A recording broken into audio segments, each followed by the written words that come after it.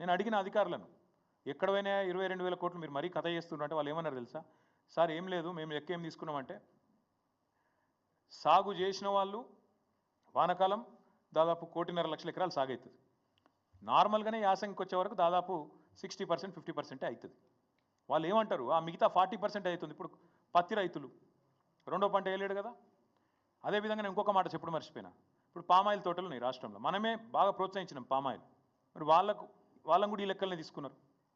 అట్లే మామిడి తోటలు, ఇప్పుడు మా నల్గొండ జిల్లాలో బత్తాయి తోటలు ఉంటాయి, ఆ రైతులందరిని ఒకటే ఘటన కడుతున్నారు వీళ్ళు.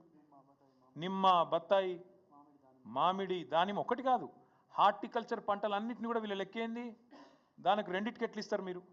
ఒకటే పంటకి ఇవ్వాలి కదా. పత్తి రైతుకు ఒకటేసారి ఇవ్వాలి కదా, సాగు ఒకటేసారి చేసిండు కదా, కంది రైతు ఒకటేసారి చేసిండు కదా, మిర్చి రైతు ఒకటే పంట పండించిండు కదా సంవత్సరంలో. నాలుగోది చెరుకు రైతు ఒకటే పంట పండించిండు కదా, పోడు రైతులు ఒకటే పంట పండించారు కదా, యాసంగిలో 50-60 లక్షల ఎకరాలు తగ్గింది కదా, అదంతా కూడా ఇళ్ళకు నొక్కుతున్నారు వీళ్ళు. అంటే ఎంత లంగలో దీన్ని బట్టి మీరు అర్థం చేసుకోవచ్చు. వీళ్ళు వాళ్ళ వాళ్ళ వాళ్ళ వాళ్ళ యొక్క నిజాయితీ, వాళ్ళ యొక్క బుద్ధి ఎంత వక్రంగా ఉన్నదో దీన్ని బట్టి మనం అర్థం చేసుకోవచ్చు.